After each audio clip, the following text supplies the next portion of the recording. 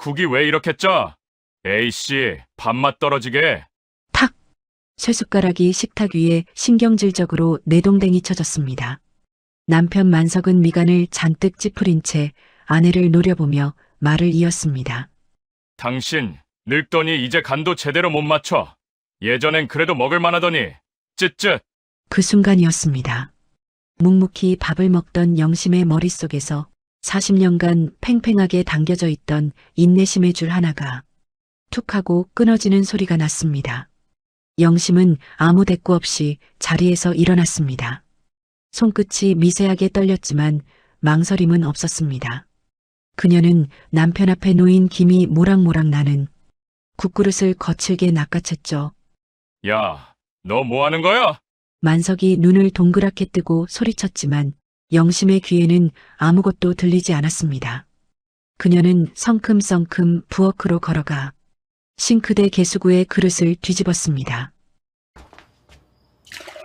정성껏 끓인 미역국이 하수구로 쏟아져 내리며 허연 거품을 물었습니다. 영심은 멈추지 않았습니다. 다시 식탁으로 돌아와 남편의 밥그릇까지 집어들어 망설임 없이 쏟아부어 버렸습니다. 하얀 쌀밥들이 국물 찌꺼기와 뒤엉켜 배수구 속으로 처박혔죠. 빈 그릇을 싱크대에 내던지자 요란한 파여름이 정적을 깼습니다. 국물이 튀어 앞치마를 적셨지만 영심은 개의치 않았어요. 천천히 몸을 돌려 남편을 바라봤습니다. 그곳에는 40년을 함께 살면서 단 한 번도 본 적 없는 얼어붙은 남편의 얼굴이 있었습니다. 밥맛 떨어지면 드시지 마세요. 영심의 목소리는 서늘할 정도로 차분했어요. 뭐라고? 40년 동안 삼시세끼에다 바쳤으면 됐지. 내가 당신 종이에요? 만석은 입을 떡 벌린 채 아무 말도 하지 못했습니다. 평소 순종적이던 아내의 눈빛이 아니었습니다. 오늘이 내 60번째 생일이에요. 환갑이라고요. 알기나 해요? 만석의 동공이 지진이라도 난 듯 흔들렸죠. 몰랐던 겁니다. 꽃다발은커녕 따뜻한 말 한마디 없이 생일인 영심이 끓인 미역국을 두고 타박이나 하고 있었던 겁니다. 아침엔 신문 가져오라 시키고 점심엔 밥 뭐냐고 묻더니 저녁엔 밥맛이 떨어져요. 40년이에요. 아플 때도 손목이 부러졌을 때도 시어머니 돌아가신 날도 당신 밥은 차렸어요. 영심은 두르고 있던 앞치마를 거칠게 벗어 식탁 위에 던져버렸습니다. 그런데 고맙다는 말은커녕 늙어서 간도 못 맞추냐고요? 그래요. 나 늙어서 이제 당신 비위 못 맞추겠네요. 당신, 오늘 왜 이래? 진짜 노망났어? 아니면 정신이 이상해져서 미친 거야? 남편의 당황한 외침에 영심은 픽 웃음이 터졌습니다. 그녀의 눈에서는 뜨거운 눈물이 흐르고 있었지만 표정만은 후련해 보였어요. 미쳤냐고요? 그래요. 나 이제라도 미친 거예요. 40년 동안 제정신으로 참고 산 게 억울해서 이제라도 미쳐보려고요. 영심이 거실 소파에 주저앉자 온몸에 힘이 빠져나갔습니다. 하지만 후회는 없었어요. 오히려 꽉 막혀있던 속이 뻥 뚫린 듯 시원했습니다. 이 모든 사단은 일주일 전 그녀의 가장 친한 친구 미연의 장례식장에서부터 시작되었습니다. 평생 헌신만 하다 부엌에서 쓰러져간 친구의 마지막 모습, 그 허망한 죽음을 목격한 순간 영심의 마음속에서 40년간 굳게 닫혀있던 인내의 빗장이 풀리기 시작했던 것입니다. 그녀의 심경을 송두리째 바꿔놓은 그날, 친구 미연의 장례식 날로 시간을 되돌려 보겠습니다. 영심아, 미연이가 갔어. 어제 저녁에 부엌에서 쓰러졌는데 심장마비래. 병원에 실려갔을 땐 이미. 전화기를 쥔 영심의 손에서 힘이 빠졌어요. 미연이? 바로 엊그제 통화했던 미연이가? 함께 떡볶이 먹으며 손자 자랑하던 그 친구가? 영심은 벽에 기대 주저앉았어요. 가슴이 답답하게 조여들면서 숨이 제대로 쉬어지지 않았죠. 미연이 남편이 저녁 늦게 들어왔는데 부엌 바닥에 쓰러져 있더래. 가스불은 켜져 있고 냄비에서는 곰국이 펄펄 끓고 있었대. 딸의 반찬 만들어주다가 그랬나 봐. 정숙의 목소리가 떨렸습니다. 영심은 입술을 깨물었어요. 미연은 마지막 순간까지도 누군가를 위해 밥을 하고 있었던 겁니다. 장례식장은 사람들로 붐볐습니다. 하지만 그 북적거림 속에서 이상하게도 쓸쓸함이 느껴졌어요. 영심이 빈소에 들어서자 미연의 남편과 자식들이 조문객들에게 절을 하며 인사를 받고 있었죠. 아이고, 오셨어요? 안쪽에 식사 준비돼 있으니 드시고 가세요. 미연의 남편 김철호는 상주답지 않게 멀쩡한 얼굴로 사람들을 안내했습니다. 눈이 붓지도 않았고 목소리도 떨리지 않았죠. 그저 집안 잔치에 온 손님을 맞는 것처럼 능숙하게 조문객들을 응대했습니다. 영심은 그 모습을 보며 가슴이 답답해졌습니다. 저 사람은 정말 슬픈 걸까? 40년을 함께 산 아내가 죽었는데 저렇게 태어날 수 있는 걸까? 영정사진 앞으로 다가가자 미연의 환한 미소가 영심을 반겼습니다. 파마한 단발머리에 연지곤지 찍고 새로 산 한복을 입고 찍은 사진이었죠.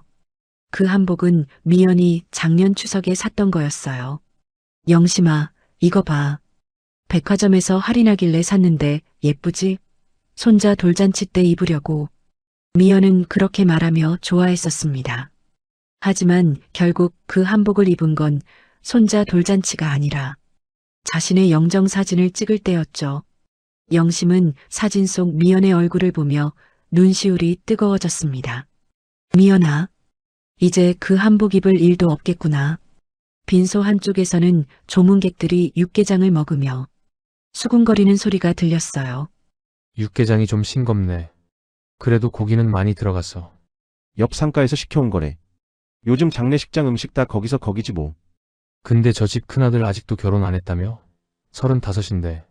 영심은 그 대화를 듣고 고개를 돌렸습니다. 미연의 장례식장인데 정작 미연에 대한 이야기는 아무도 하지 않았어요.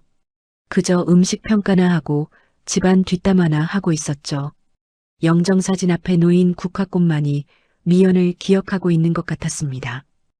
영심아, 정숙이 옆에 와서 영심의 어깨를 잡았습니다. 정숙도 눈물을 흘리고 있었어요. 미연이는 끝까지 가족 챙기다가 갔어. 딸애가 그러는데 엄마가 자기 좋아하는 우엉조림 만들어주려고 그랬대. 딸이 요즘 입덧이 심하다고 했거든. 그래서 소화도 잘 되고 영양가 있는 거 해주려고 공부까지 끓이고. 영심은 입술을 깨물었습니다. 미연은 딸의 입덧 걱정까지 하면서 부엌에서 쓰러진 겁니다. 자신의 몸이 아픈 것도 모른 채 마지막 순간까지 가족을 위해 음식을 만들었죠. 미연이 친구분 되시죠? 먼 길 와주셔서 감사합니다. 미연의 남편 철호가 영심에게 다가와 꾸벅 인사를 건넸습니다. 영심은 그의 얼굴을 빤히 올려다보았습니다. 아내를 보낸 상주의 얼굴이라기엔 지나치게 말끔했습니다. 눈가에 물기 하나 없이 건조했죠. 아유, 경황이 없어서 제대로 대접도 못 해드리네요. 원래 이런 손님 치르는 건 다 집사람 몫이었는데 당장 없으니까 제가 아주 죽겠습니다. 뭘 어디다 뒀는지도 모르겠고. 철호는 땀을 닦으며 투덜거렸습니다. 영심은 그 말을 듣는 순간 아랫입술을 꽉 깨물었습니다. 이 남자에게 미연은 아내가 아니었습니다. 그저 알아서 척척 살림해주는 사람이었던 겁니다. 40년을 함께 살았어도 아내가 죽은 자리에서 남편이 가장 먼저 느낀 건 슬픔이 아니라 내 손발이 없어졌다는 불편함 뿐이었습니다. 저기 염치불구하고 하나만 여쭙겠습니다. 혹시 집사람 공국 끓이는 비법 같은 거 알고 계십니까? 철호가 목소리를 낮추며 은밀하게 물었습니다. 영심이 무슨 소리냐는 듯 쳐다보자 그는 난처한 척 머리를 극적였습니다. 아니, 큰애가 장례 끝나면 엄마 공국이 꼭 먹고 싶다는데 삼이 갈 때 가더라도 그런 건 좀 적어놓고 가지. 무책임하게 그냥 가버려가지고 제가 아주 난감합니다. 영심은 철호의 얼굴을 빤히 쳐다보았습니다. 아내가 죽은 빈소에서 고인의 친구에게 공국 레시피를 묻는 남자. 소름이 돋았습니다. 슬픔 때문이 아니었어요. 눈앞에 이 남자가 집에 있는 자신의 남편 만석과 너무나 똑같아 보였기 때문입니다. 미연아, 너는 죽어서도 이 남자 밥 걱정을 해줘야 하는 거니? 죽은 아내보다 공국 맛이 더 그리운 거니? 영심은 천천히 고개를 저었습니다. 모르겠네요. 저는 영심은 더 이상 그 자리에 있을 수가 없어 도망치듯 빈소를 빠져나왔습니다. 차가운 바람이 얼굴을 스쳤지만 그 바람이 오히려 정신을 맑게 해줬어요. 정숙이 따라 나와 영심의 옆에 섰습니다. 미연아. 영심은 하늘을 올려다보며 속삭였습니다. 너는 행복했니? 평생 밥하고 빨래하다가 가는 게 우리 인생이니? 이렇게 죽으면, 이렇게 가버리면 안 되는 거 아니니? 하지만 하늘은 대답이 없었습니다. 다만 차가운 바람만이 영심의 뺨을 스쳤을 뿐이었어요. 미연이의 마지막 가는 길, 발인까지 지켜보고 녹초가 되어 집으로 돌아온 날, 영심의 60번째 생일은 고작 며칠 앞으로 다가와 있었습니다. 3일 내내 빈소를 오가며 육개장 나르고 상주보다 더 서럽게 우느라 몸도 마음도 솜니불처럼 무거웠습니다. 겨우 몸을 이끌고 현관문을 열고 들어서자 거실에 앉아 텔레비전을 보던 만석이 고개도 돌리지 않은 채 툭 내뱉었습니다. 왔어. 배고픈데 밥은? 영심은 현관에 선 채 멍하니 남편의 뒷모습을 바라봤습니다. 가장 친한 친구를 화장터에 보내고 온 아내에게 고생했다는 말 한마디 없이 대뜸 밥 타령이라니요. 영심은 대답하지 않고 부엌으로 들어갔습니다. 야, 저녁 언제 돼? 만석의 목소리가 들렸습니다. 영심은 익숙한 동작으로 밥을 짓고 국을 끓이기 시작했어요. 하지만 손을 움직이면서도 눈에서는 눈물이 그치지 않았습니다. 미연아, 나도 이렇게 살다가 가는 거니? 이렇게 죽는 거니?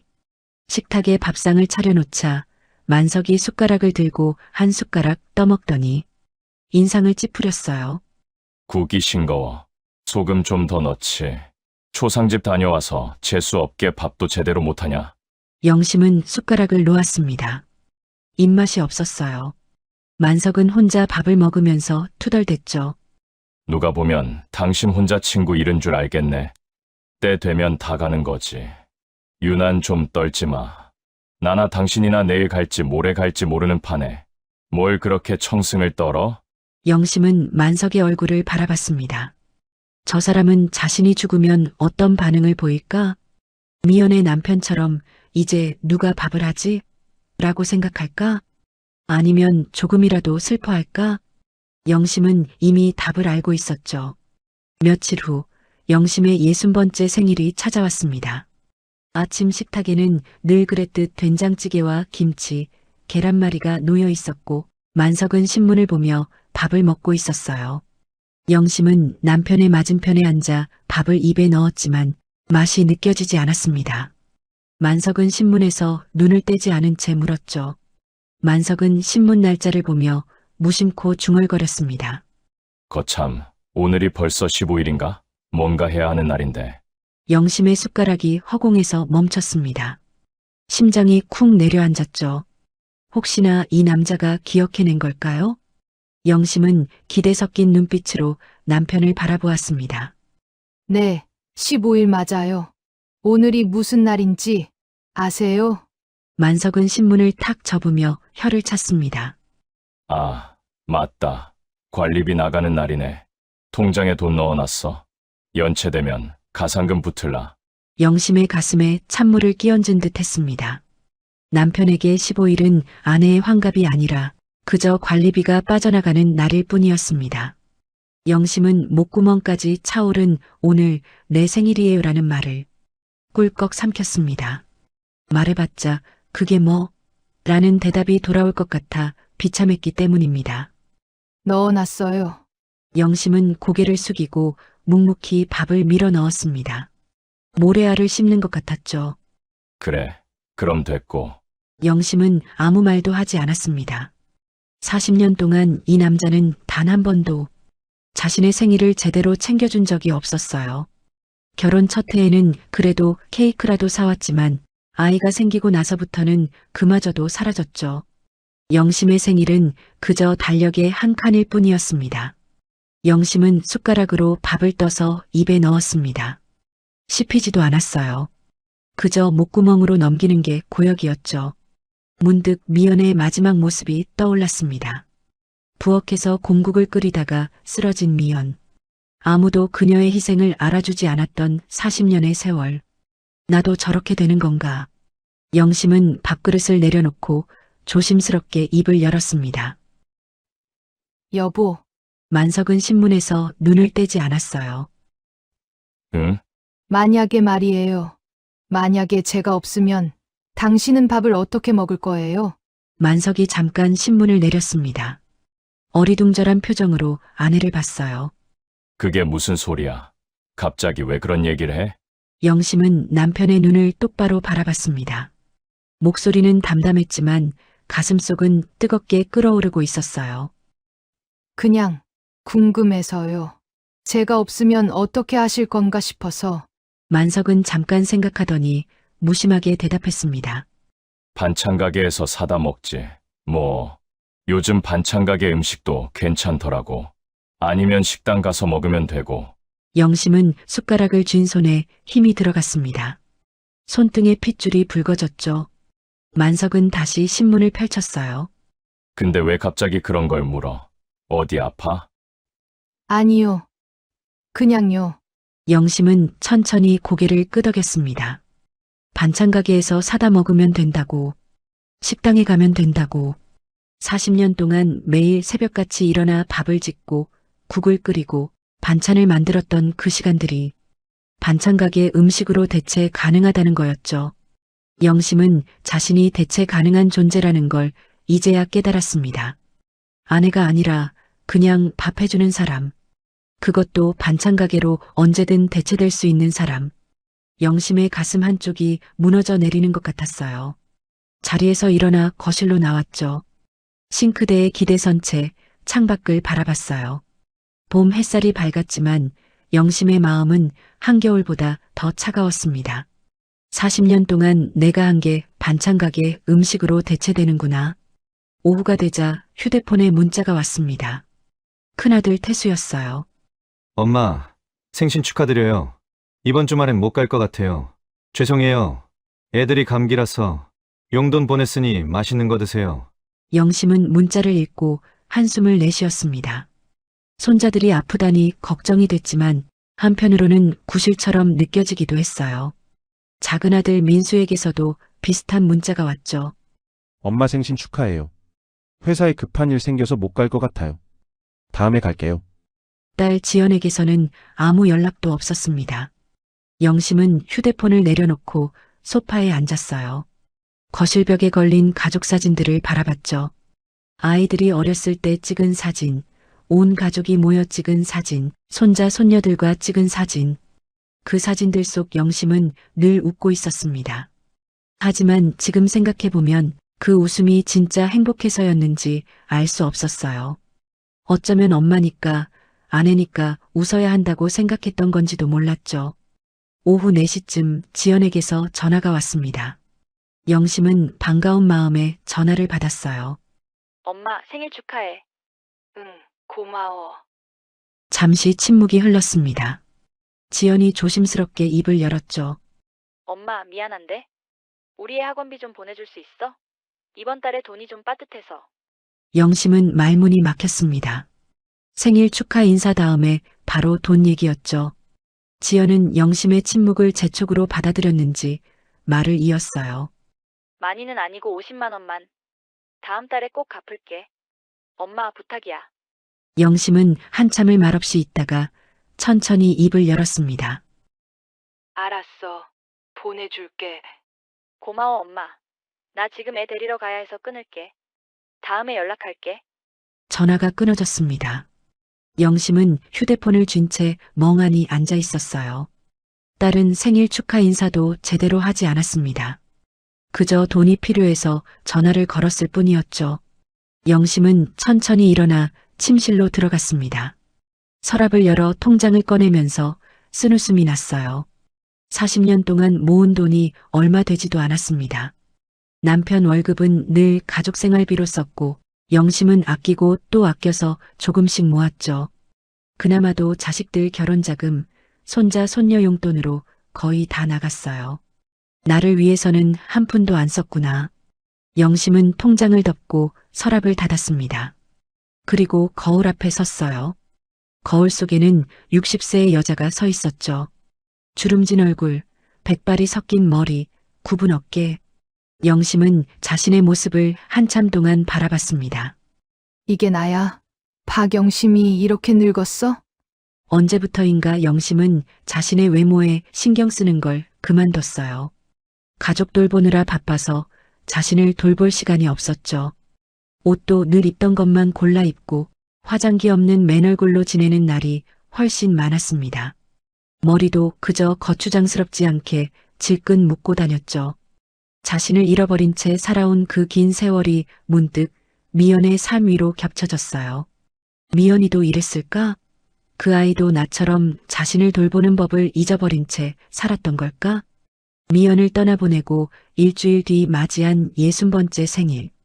축하받아야 할 식탁은 아까의 소동으로 태풍이 지나간 자리처럼 엉망이 되어 있었죠. 싱크대 하수구로 처박힌 미역국, 얼어붙었던 남편의 얼굴, 그리고 당신 종 아니야라고 내뱉었던 자신의 떨리는 고함 소리. 생일날 밥상을 뒤엎고 대든 아내에게 기가 찼는지 만석은 미쳤어, 진짜 돌았어 라며 씩씩거리다 안방으로 들어가 버렸습니다. 쾅 하고 닫힌 방문 너머로는 이내 드르렁거리는 코골이 소리가 들려왔어요. 화를 내다 지쳐 잠든 모양이었습니다. 영심은 난장판이 된 부엌은 그대로 둔 채 불 꺼진 거실 소파에 덩그러니 앉아 있었습니다. 40년 만에 처음 저지른 반란. 속이 후련할 줄 알았는데 막상 저지르고 나니 가슴 한구석이 텅 빈 것처럼 공허했습니다. 이제 어떻게 되는 걸까? 영심은 탁자 위에 놓인 휴대폰을 집어들었습니다. 누군가의 목소리가 간절했어요. 정숙의 번호를 누르려다 엄지손가락이 허공에서 멈췄습니다.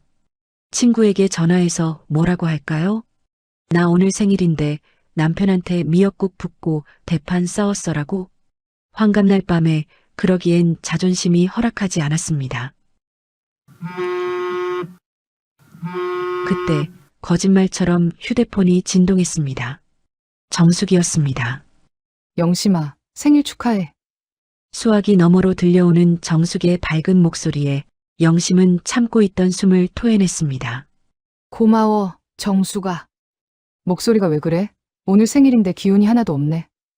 내가 케이크 사들고 갈까 했는데 내가 싫어할 것 같아서 안 갔어. 대신 내일 우리 점심 먹자. 맛있는 거 먹으러 가자. 영심은 목이 메어 대답을 잊지 못했습니다. 남편은 밥맛 떨어진다며 타박하던 생일을 친구는 이토록 살뜰히 챙겨주고 있었습니다. 가족보다 친구가 더 따뜻한 이 현실이 서글펐습니다. 영심아, 너 울어? 괜찮아? 정숙의 목소리에 걱정이 묻어났습니다. 영심은 눈물을 닦으며 겨우 입을 열었죠. 응, 괜찮아. 내일 보자. 그래, 내일 보자. 그리고 영심아. 정숙이 잠시 망설이더니 조심스럽게 말을 꺼냈습니다. 내가 아는 상담사 선생님 있잖아. 내일 밥 먹고 같이 한번 가볼래? 나도 요즘 상담받고 있는데 정말 많은 도움이 돼. 혼자 끙끙 앓지 말고 누군가한테 내 마음 털어놓는 게 필요할 것 같아서 그래. 상담? 60년을 살아온 자신이 지금 와서 상담을 받는다고? 정수가, 나 무슨 정신병자도 아닌데 상담까지 받아야 해? 야, 무슨 소리야. 상담은 정신병자가 받는 게 아니야. 마음이 힘든 사람이 받는 거지. 너 지금 힘들잖아. 영심은 입술을 깨물었습니다. 마음 한구석에서는 정숙의 말이 맞다고 생각했지만 다른 한편으로는 거부감이 들었어요. 그래도 남사스럽게 내 집안 꼴을 남한테 어떻게 얘기해. 그냥 죽을 때까지 안고 가야지. 나 하나만 참으면 집안이 조용하잖아. 정숙이 한숨을 쉬었습니다. 영심아, 그게 무슨 소리야. 미연이도 그렇게 살다가 갔어. 아무한테도 속마음 얘기 안 하고 혼자 참고 살다가 너도 그럴 거야? 영심은 말이 막혔습니다. 정숙의 목소리가 간절했어요. 나도 처음엔 망설였어. 남사스럽게 내 집안 꼴을 누구한테 얘기하나 싶어서. 근데 살아보니까 세상에 온전히 내 얘기만 들어주는 사람이 하나도 없더라. 남편도 자식도 다 자기들 입장에서만 떠들지. 내 마음 들여다봐주는 사람은 거기 선생님뿐이야. 그냥 가서 숨 한번 크게 쉬고 온다 생각하고 가보자. 말하기 싫으면 안 해도 돼. 근데 나는 말하고 나니까 정말 속이 시원하더라. 너도 그럴 거야. 영심은 한참을 생각했습니다. 미연의 얼굴이 떠올랐어요. 부엌에서 쓰러져 죽은 미연. 자신도 그렇게 될까봐 두려웠습니다. 알았어. 한번 만나볼게. 정말? 그래, 내일 점심 먹고 같이 가자. 선생님한테 미리 얘기해 놓을게. 전화를 끊고 나서도 영심은 한참 동안 소파에 앉아 있었습니다. 창밖의 가로등 불빛이 조금 덜 외롭게 느껴졌어요. 미연은 갔지만 자신은 아직 여기 있었죠. 늦었지만 지금이라도 시작할 수 있었습니다. 영심은 천천히 일어나 침실로 들어갔습니다. 침대에 누우려는데 먼저 누워있는 만석의 모습이 눈에 들어왔어요. 만석은 영심에게 등을 돌린 채 코를 골고 있었습니다. 영심은 그 등을 물끄러미 바라봤습니다. 문득 깨달았죠. 저 등은 지난 40년 동안 한 번도 자신을 향해 있지 않았다는 걸. 늘 영심에게서 돌아누운 등이었어요. 신혼 초에는 마주보고 잤던 것 같은데 언제부턴가 만석은 영심에게 등을 돌리고 잤습니다. 저 등? 40년 동안 저렇게 나한테 등 돌리고 살았구나. 영심은 침대에 누웠습니다. 천장을 바라보며 눈을 감았죠. 옆에서는 만석의 코 고는 소리만이 들렸어요. 영심은 천장을 바라보며 속으로 물었습니다. 나는 지금까지 뭘 위해 살았을까? 남편을 위해? 자식들을 위해? 그럼 나는? 박영심이라는 사람은 어디에 있는 걸까? 60번째 생일 밤, 영심은 60년 만에 처음으로 자기 자신에 대해 질문했습니다. 그리고 그 질문은 영심의 남은 삶을 송두리째 바꿔놓을 시작점이 됐어요. 나는 미연이처럼 죽지 않을 거야. 나는 남은 시간이라도 나를 위해 살 거야. 침실 창문 틈으로 차가운 바람이 스며들었습니다. 영심은 이불을 끌어당겨 목까지 덮었어요. 하지만 그 어떤 이불로도 가슴속 차가움은 덮을 수 없었죠. 40년 동안 쌓인 외로움과 허무함이 온몸을 짓눌렀습니다. 영심은 눈을 감았습니다. 내일이면 정숙을 만나고 상담사를 만날 거예요. 그게 어떤 결과로 이어질지 알 수 없었지만 적어도 미연처럼 아무 말 없이 부엌에서 쓰러져 죽지는 않으리라 다짐했습니다. 다음 날 정오, 영심은 정숙과 함께 시내 한복판의 작은 식당에 앉아 있었습니다. 정숙이 영심이 좋아하는 돼지불고기를 시켰지만 영심은 젓가락을 들 수가 없었어요. 상담소 생각만 하니 목이 막혔죠. 영심아, 밥 좀 먹어. 정숙이 걱정스러운 눈으로 영심을 봤습니다. 하지만 영심은 고개를 저었어요. 안 넘어가. 계속 상담소 생각만 나서. 정숙이 한숨을 쉬더니 자기 앞에 접시에서 고기를 집어 영심의 숟가락에 올려놨습니다. 이 기집애야, 밥심으로라도 버텨야 싸울 거 아니야. 억지로라도 씹어 삼켜. 정숙의 목소리는 투박했지만 그 안에는 깊은 애정이 담겨 있었어요. 영심은 정숙의 얼굴을 보며 눈시울이 뜨거워졌죠. 가족보다 친구가 더 자신을 걱정해주는 이 현실이 고마우면서도 서글펐습니다. 고마워. 정수가. 영심은 떨리는 손으로 숟가락을 들어 고기를 입에 넣었습니다. 씹으면 씹을수록 목구멍으로 넘어가지 않았지만 정숙이 지켜보고 있어서 억지로 삼켰어요. 조금만 더 먹어. 가서 속에 있는 거 다 쏟아내려면 힘 필요해. 울고 불고 하는 것도 다 체력이야. 빈속이면 어지러워서 못 견뎌. 기운 내야지. 정숙은 계속해서 반찬을 영심의 밥그릇에 올려놨습니다. 김치, 콩나물, 시금치. 영심은 정숙의 손길을 보며 울컥했어요. 40년 동안 남편과 자식들 밥그릇에 반찬을 올려줬지만 누군가 자신의 밥그릇을 챙겨준 건 언제였던가 싶었죠. 밥을 반쯤 먹었을 때 영심은 시계를 봤습니다. 오후 1시, 약속 시간이 2시였어요. 가슴이 두근거렸습니다. 정수가, 나 정말 못 가겠어. 지금이라도 취소하자. 정숙이 영심의 손을 꽉 잡았습니다. 영심아, 미연이 생각해봐. 미연이도 이런 기회가 있었으면 좋았을 거야. 너는 지금 기회가 있잖아. 놓치지 마. 영심은 입술을 깨물었습니다. 정숙의 말이 맞았어요. 미연은 이제 기회조차 없었죠. 식당을 나와 상담소가 있는 건물로 가는 길, 영심과 정숙은 버스를 탔습니다. 영심은 창밖을 멍하니 바라봤어요. 거리를 걷는 사람들이 보였죠. 웃으며 이야기하는 커플, 손잡고 가는 모녀, 친구들과 수다 떠는 여자들.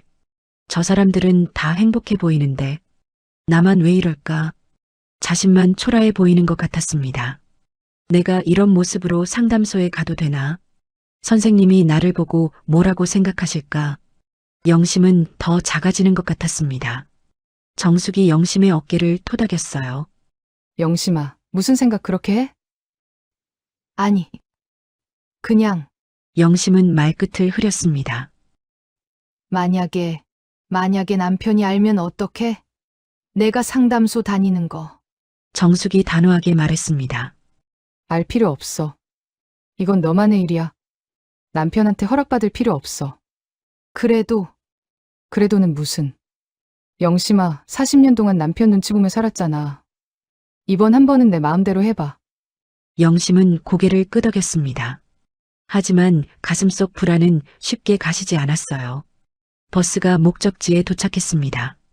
두 사람은 버스에서 내려 5층짜리 낡은 건물 앞에 섰어요. 영심은 건물을 올려다보며 발을 떼지 못했습니다. 가자, 영심아. 정숙이 영심의 팔을 잡았습니다. 영심은 천천히 건물 안으로 들어갔어요. 4층에 도착하고 문이 열렸죠. 복도는 조용했어요. 왼쪽 끝에 마음쉼터 심리상담센터라는 나무 간판이 보였죠. 영심은 복도를 걸으면서 주위를 두리번거렸습니다. 혹시 아는 사람이 있지 않을까? 동네 사람이 나를 보면 어떡하지? 소문이 나면? 가슴이 더 빠르게 뛰었어요. 영심아, 여기 아무도 몰라. 걱정 마. 정숙이 속삭였습니다. 그리고 말이야, 사람들이 뭐라든 상관없어. 중요한 건 너야, 영심아. 상담소 문 앞에 도착했습니다. 나무로 된 따뜻한 느낌의 문이었어요. 그리고 떨리는 손으로 문 손잡이를 잡았어요. 천천히 돌렸죠. 문을 여는 순간 따뜻한 공기가 영심의 얼굴을 감쌌습니다. 은은한 허브차 향기가 코끝을 스쳤고 잔잔한 음악이 흘러나오고 있었죠. 상담소 안은 생각보다 아늑했습니다. 영심은 그 공간에 들어서는 순간 이상한 느낌을 받았어요. 위축되거나 불안한 게 아니라 오히려 조금 편안해지는 것 같았죠. 마치 오랜만에 따뜻한 방에 들어온 것처럼. 상담소 문을 열고 들어갔지만 영심은 쉽게 자리에 앉지도 못했어요. 소파 끝에 엉덩이만 살짝 걸친 채 죄지은 사람처럼 고개를 숙이고 있었죠. 40년 동안 여자가 참아야 집안이 편하다는 말만 듣고 살았는데 내 속을 남한테 털어놓는 게 마치 벌 받을 짓을 하는 것 같아 무서웠던 겁니다. 어서 오세요. 부드러운 목소리가 들렸습니다. 안쪽 방 문이 열리더니 50대로 보이는 여성이 나왔어요. 단정한 머리에 편안한 인상의 여자였죠. 그 자연스러운 모습이 오히려 영심을 편안하게 만들었어요. 그 여자는 영심을 보며 따뜻하게 미소 지었어요. 영심 어머님이시죠? 강희주입니다. 만나서 반갑습니다. 희주는 악수를 청했습니다. 영심은 얼떨결에 손을 내밀었어요.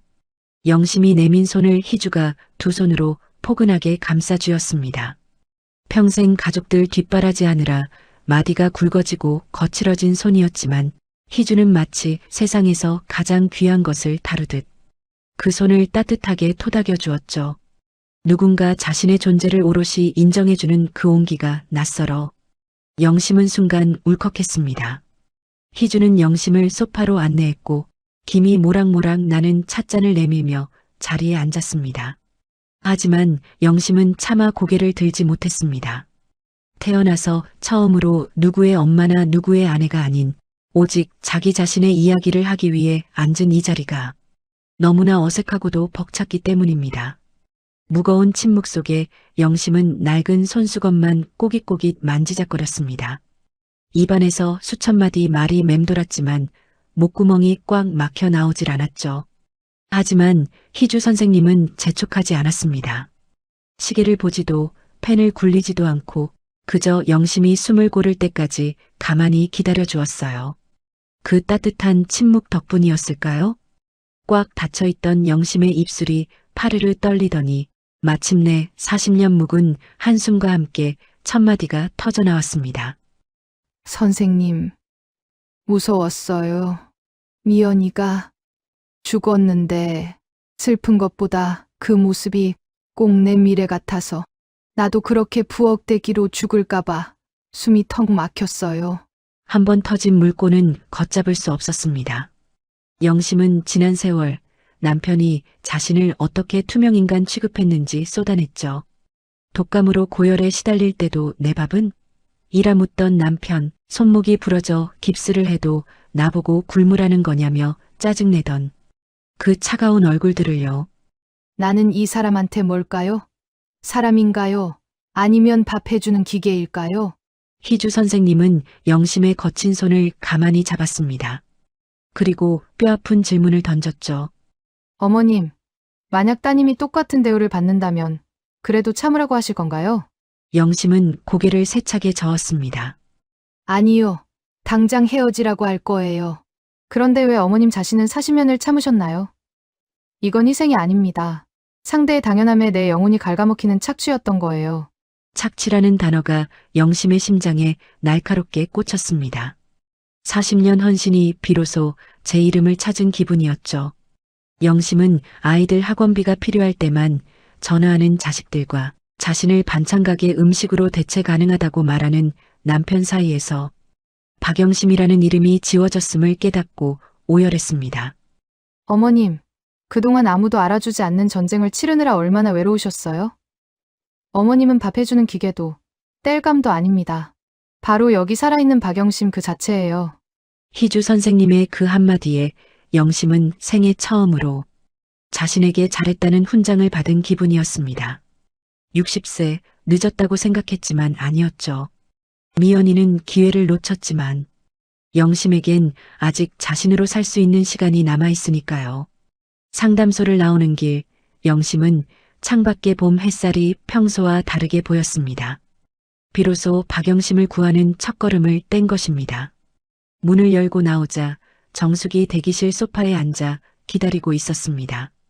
영심을 보자마자 벌떡 일어났어요. 영심아, 괜찮아? 영심은 고개를 끄덕였습니다. 눈은 빨갛게 부었지만 표정은 조금 밝아 보였어요. 응, 괜찮아. 정수가, 고마워. 내가 아니었으면 못 왔을 거야. 정숙이 영심을 꼭 안아줬습니다. 두 친구는 한참 동안 그렇게 서 있었어요. 상담소를 나와 엘리베이터를 기다리는 동안 영심은 창밖을 내다봤습니다. 봄 햇살이 따뜻하게 비치고 있었어요. 같은 햇살인데 오늘따라 조금 다르게 느껴졌습니다. 영심아, 어땠어? 정숙이 물었습니다. 영심은 잠시 생각하다가 대답했어요. 좋았어. 나를 이해해 주는 것 같았어. 판단하지 않고 그냥 들어주더라. 그리고 내가 치른 게 전쟁이었다고 말해줬어. 정숙의 눈시울이 붉어졌습니다. 맞아, 영심아. 우리 다 전쟁 치렀어. 아무도 알아주지 않는 전쟁. 집으로 돌아가는 버스 안에서 영심은 창밖을 바라보며 오늘 있었던 일을 곱씹었습니다. 희주 선생님의 목소리가 귓가에 맴돌았어요. 영심 씨를 위해 사셔도 돼요. 그 말이 계속 머릿속에서 울렸습니다. 나를 위해 산다는 게 뭘까요? 60년을 살면서 한 번도 생각해 본 적 없는 질문이었어요. 버스 창밖으로 거리를 걷는 사람들이 보였습니다. 웃으며 이야기하는 커플, 손잡고 가는 모녀, 친구들과 수다 떠는 여자들. 버스 안에서 창밖을 보며 영심은 저 밖의 세상은 그대로인데 나만 조금 달라진 것 같다고 느꼈죠. 영심은 다시 자신의 손을 내려다봤어요. 거칠고 주름진 손. 40년 동안 닳고 다른 손이었죠. 하지만 이상하게도 오늘은 그 손이 부끄럽지 않았습니다. 오히려 자랑스럽기까지 했어요. 이 손으로 40년 동안 가족을 먹여 살렸으니까요. 이 손으로 전쟁을 치렀으니까요. 그래, 나는 전쟁을 치렀어. 아무도 알아주지 않았지만 나는 매일 싸웠어. 영심은 그 거친 손을 물끄러미 바라봤습니다. 그리고 조용히 자신의 손을 쓰다듬었어요. 수고했어, 영심아. 정말 수고 많았어. 버스가 집 근처 정류장에 도착했습니다. 영심은 천천히 일어나 버스에서 내렸어요. 익숙한 골목길이 보였죠.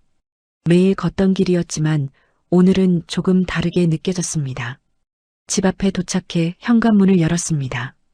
거실에서는 텔레비전 소리가 들렸어요. 만석이 소파에 앉아 뉴스를 보고 있었죠. 왔어. 어디 갔다 와? 만석이 고개도 돌리지 않고 물었습니다. 영심은 신발을 벗으며 대답했어요. 정숙이랑 점심 먹었어요. 그래. 저녁은? 영심은 더 이상 대답하지 않았습니다. 부엌으로 들어가 냉장고를 열었어요. 반찬을 꺼내면서 문득 오늘 상담소에서 마신 캐모마일 차가 생각났습니다. 따뜻하고 은은한 향기. 집에서는 느껴본 적 없는 편안함이었죠. 영심은 밥을 짓고 국을 끓이면서 희주 선생님의 말을 떠올렸습니다. 이제는 영심 씨를 위해 사셔도 돼요. 하지만 어떻게요? 어떻게 나를 위해 살 수 있죠? 40년 동안 남을 위해 사는 게 익숙한 영심에게 그건 너무나 낯선 개념이었어요. 식탁에 밥상을 차려놓자 만석이 자리에 앉았습니다. 영심도 맞은편에 앉았어요. 달그락, 달그락. 숟가락 소리만이 식탁을 채웠죠. 오늘 국이 괜찮네. 만석이 툭 던지듯 말했습니다. 영심은 고개를 들어 남편을 보았습니다. 40년 만에 처음 듣는 칭찬이었어요.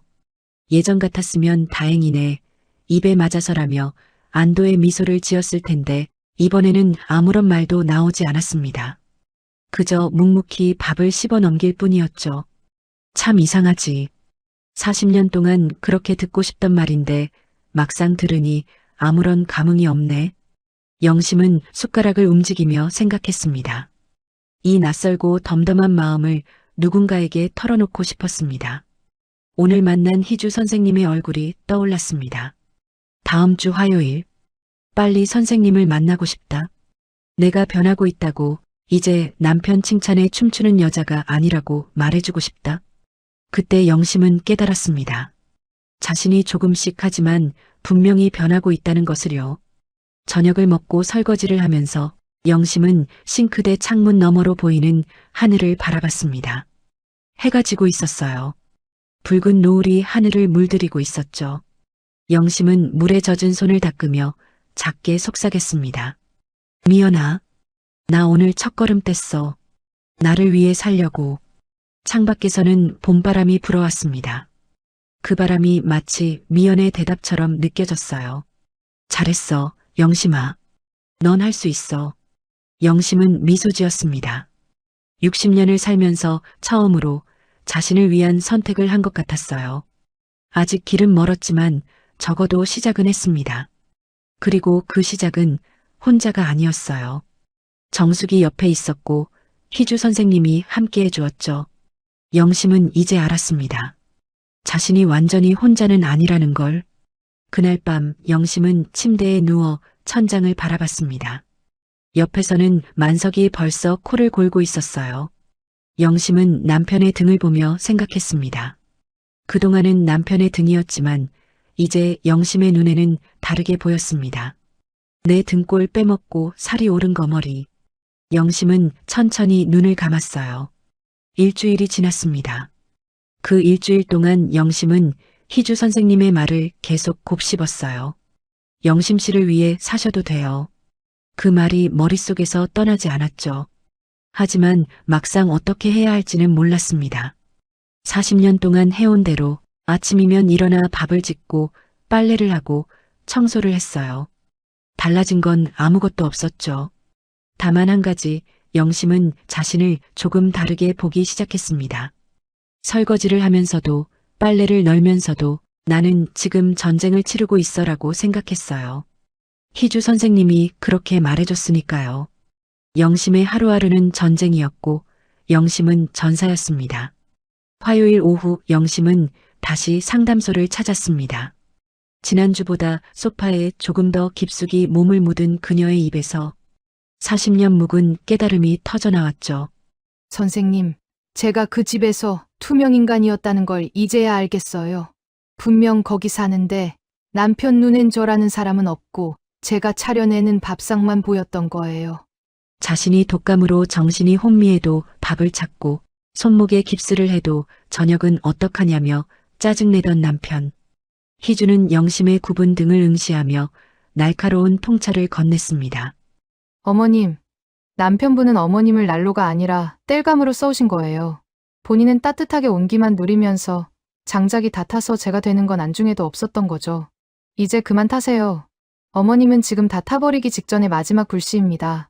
희주가 내준 숙제는 뜻밖에도 작은 거절이었습니다. 물이나 신문 같은 사소한 요구에 직접 하세요라고 말하는 연습이었죠. 영심이 남편의 화를 걱정하자 희주는 단호하게 못을 박았습니다. 하기 싫은 일을 억지로 해주는 건 친절이 아니라 자기 학대입니다. 남편이 화를 내는 건 그 사람의 감정이지 어머님 책임이 아니에요.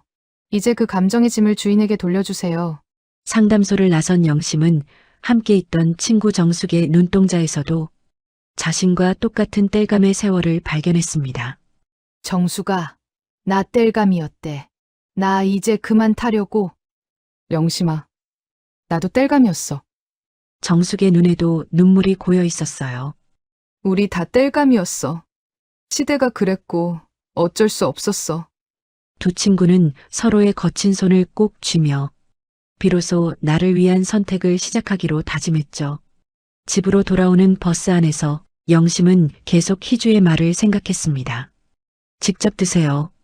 그 말을 정말 할 수 있을까? 무서웠습니다. 하지만 한편으로는 기대도 됐어요. 만약에 진짜 그렇게 말하면 어떻게 될까? 만석은 어떤 반응을 보일까? 현관문을 열자마자 거실의 소음이 덮쳐왔습니다. 텔레비전 앞에 화석처럼 굳어있던 만석이 고개도 돌리지 않은 채 물었습니다. 왔어. 저녁은? 40년 동안 한결같은, 아니 징그러울 정도로 변하지 않는 문장이었습니다. 영심은 대꾸 대신 가방을 내려놓고 부엌으로 향했습니다. 가스불 위에 찌개를 올리는 동안 영심의 머릿속에는 희주 선생님의 목소리가 맴돌았습니다. 딱 한 번만 아주 작은 것부터 거절해보세요. 영심 씨의 손이 그의 몸이 아니라는 걸 알려주는 거예요. 식탁 위에 밥상이 차려졌습니다. 만석은 기다렸다는 듯 숟가락을 들더니 당연하다는 듯 명령을 얹었습니다. 물 좀 떠와봐. 순간 영심의 숨이 턱끝에서 멈췄습니다. 지금일까? 손끝이 차갑게 식고 가슴속에선 작은 북소리가 요동쳤습니다. 영심은 의자에서 일어나려던 관성을 억누르며 식탁 아래서 주먹을 꽉 쥐었습니다. 주방에 정수기 있어요. 떠다 드세요. 만석의 숟가락질이 멈췄습니다. 그는 귀를 의심하듯 눈을 가늘게 뜨고 영심을 보았습니다. 뭐라고?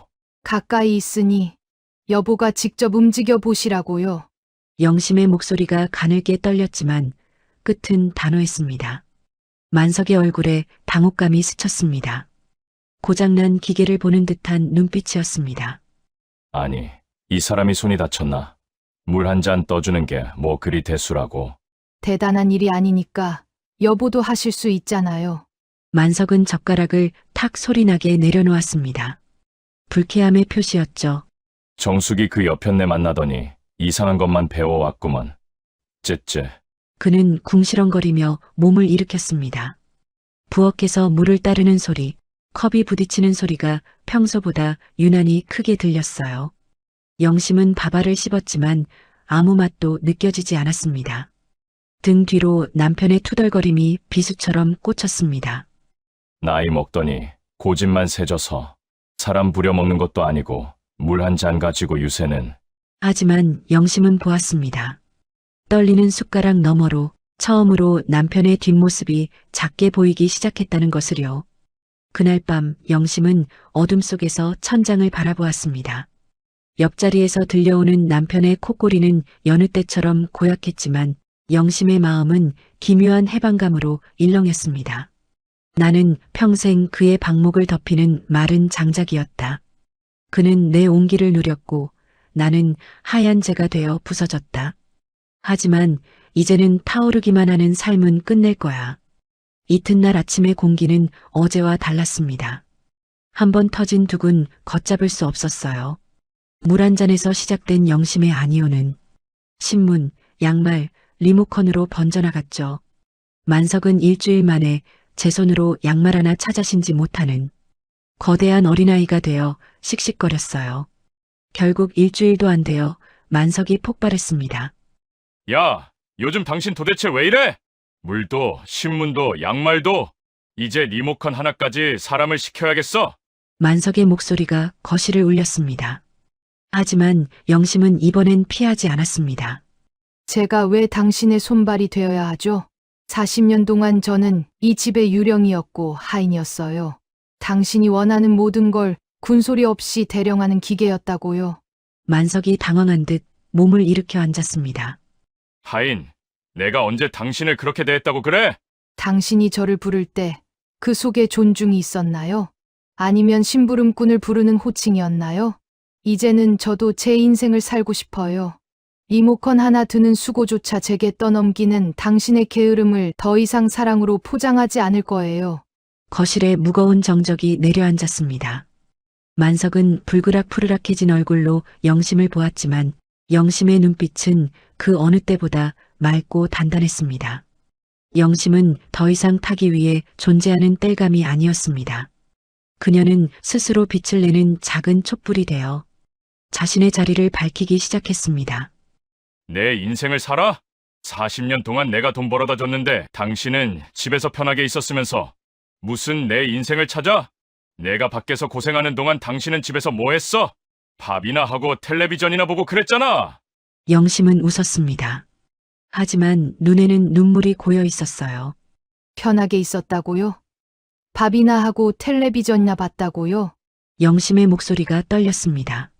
새벽 5시에 일어나서 시어머니 밥 차리고, 당신 도시락 싸고, 청소하고, 빨래하고, 아이들 학교 보내고, 장 보고, 저녁 차리고, 그게 편한 거였어요? 만석이 손을 휘저었습니다.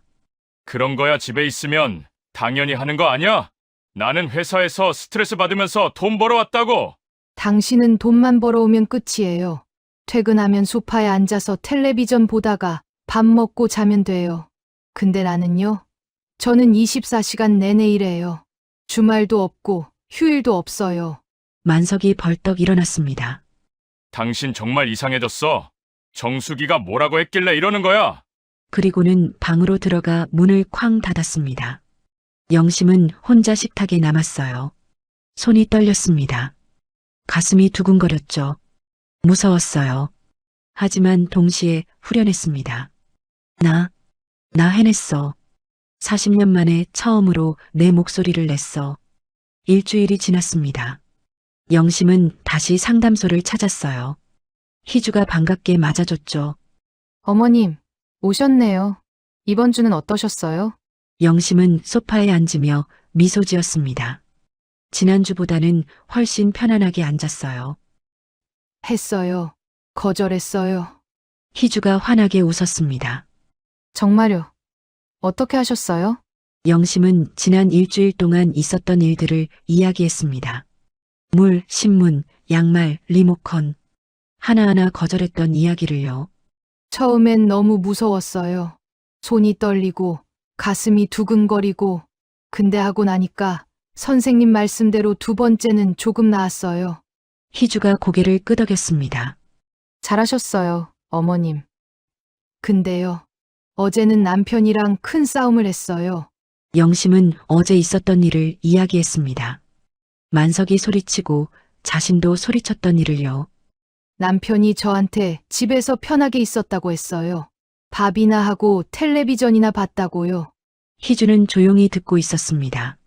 그 말 들으니까 너무 화가 났어요. 40년 동안 제가 얼마나 고생했는데 그걸 그렇게 말하다니. 그때 어머님은 뭐라고 하셨어요? 소리쳤어요. 제가 얼마나 힘들었는지 24시간 내내 일했다고, 주말도 없었다고. 희주가 미소 지었습니다. 잘하셨어요. 근데 남편은 이해를 못하는 것 같아요. 오히려 제가 이상해졌다고 하고.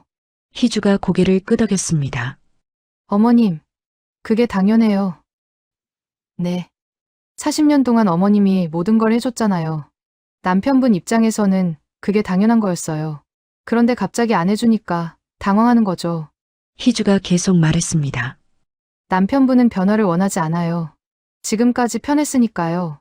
어머님이 변하면 남편분도 변해야 해요. 그게 불편한 거죠. 영심은 고개를 끄덕였습니다. 그럼 어떻게 해야 해요? 희주가 영심의 손을 잡았습니다. 계속하세요. 어머님이 변하는 거예요. 남편분이 이해하든 안 하든 상관없어요. 중요한 건 어머님이에요. 근데 집안 분위기가 너무 안 좋아요. 남편은 저한테 말도 안 하고 방에만 들어가 있어요. 희주가 물었습니다. 어머님, 예전에는 집안 분위기가 좋았나요? 영심은 잠시 생각했습니다. 아니요. 그냥 조용했어요. 조용한 게 좋은 건가요? 아니면 문제를 덮어둔 건가요? 영심은 대답하지 못했습니다. 희주가 계속 말했어요. 어머님, 지금 분위기가 안 좋은 건 어머님 잘못이 아니에요. 40년 동안 쌓였던 문제가 수면 위로 올라온 거예요. 이제야 진짜 문제를 마주하는 거죠. 영심은 눈물을 흘렸습니다. 희주가 티슈를 건네줬어요. 어머님, 변화는 불편해요. 특히 처음에는요. 하지만 그 불편함을 지나야 진짜 변화가 와요. 상담을 마치고 집으로 돌아온 영심은 계속 거절을 연습했습니다. 작은 것들부터요. 만석이 저녁 뭐야? 라고 물으면 냉장고에 반찬 있어요 라고 대답했습니다. 내 와이셔츠 어디 있어? 라고 물으면 옷장에 있어요. 직접 찾아보세요 라고 했죠. 오늘 날씨 어때? 라고 물으면 창문 열어서 보세요 라고 대답했습니다. 처음에는 하나하나가 두려웠습니다. 하지만 점점 익숙해졌어요. 그리고 신기하게도 만석은 결국 스스로 했습니다. 냉장고를 열고 옷장을 뒤지고 창문을 열었죠. 할 수 있었던 겁니다. 다만 40년 동안 안 했을 뿐이었어요. 하지만 집안 분위기는 점점 냉랭해졌습니다. 만석은 영심에게 말을 거의 하지 않았어요. 거실에서 텔레비전만 보거나 친구들 만나러 밖으로 나가버렸죠. 만석이 혀를 차며 거실 소파에 깊숙이 몸을 묻었습니다. 당신 요즘 이상해. 친구들한테 말했더니 다 그래. 그거 갱년기라고. 나이 들면 호르몬이 요동쳐서 성격이 고약해진다더니 딱 그 꼴이네. 병원 가서 약이라도 지어 먹어.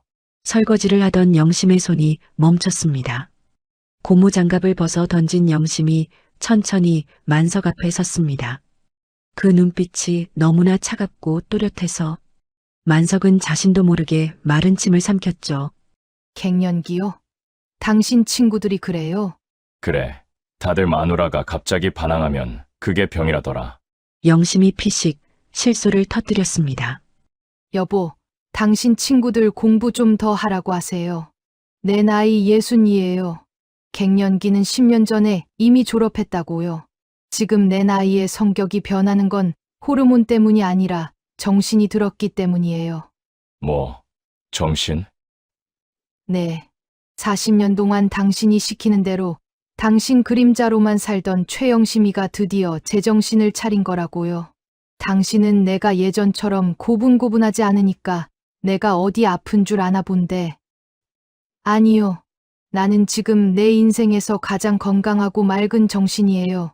만석은 당황한 듯 헛기침을 했습니다. 참. 물 한 잔 안 떠주는 게 무슨 정신이 맑은 거야. 그게 이기적인 거지. 이기적인 게 아니라 독립하는 거예요. 당신은 손발이 없나요? 의지가 없나요?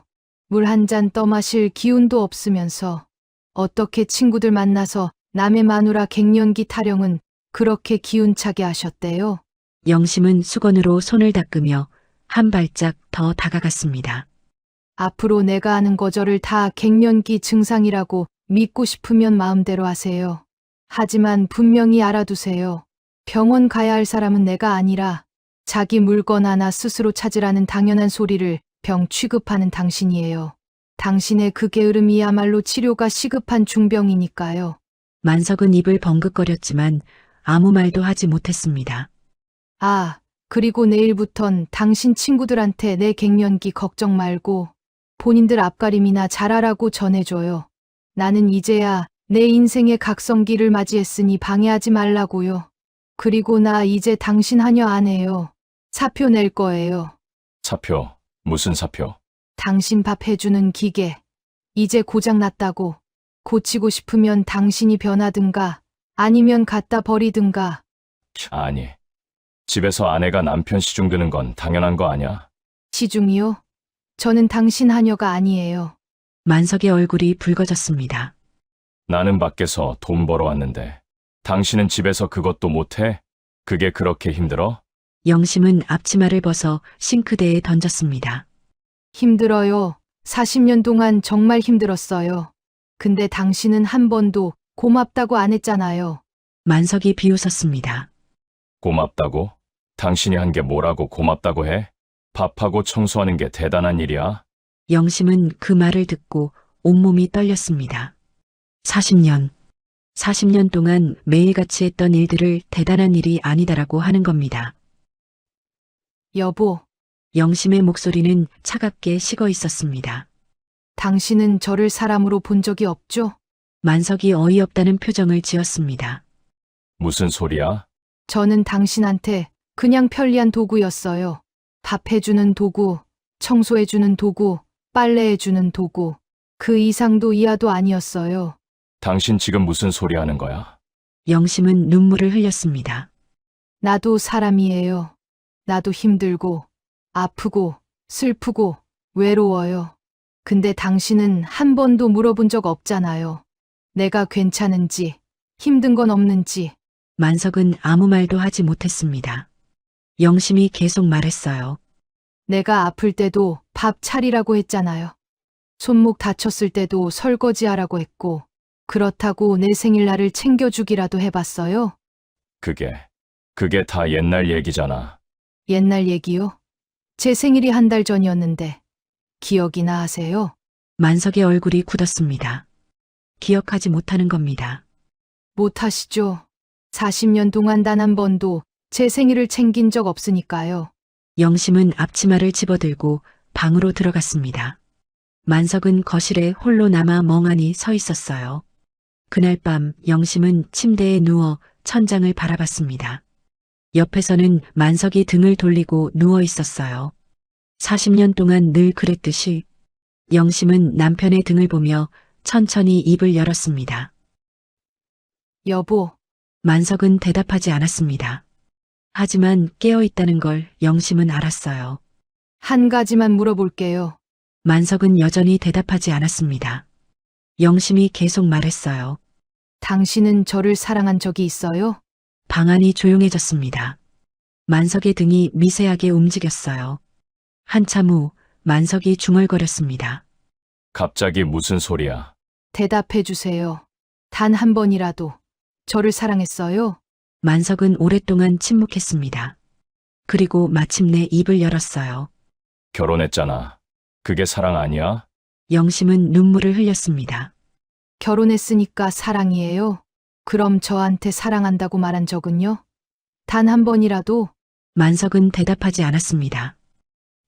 없죠. 한 번도 없어요.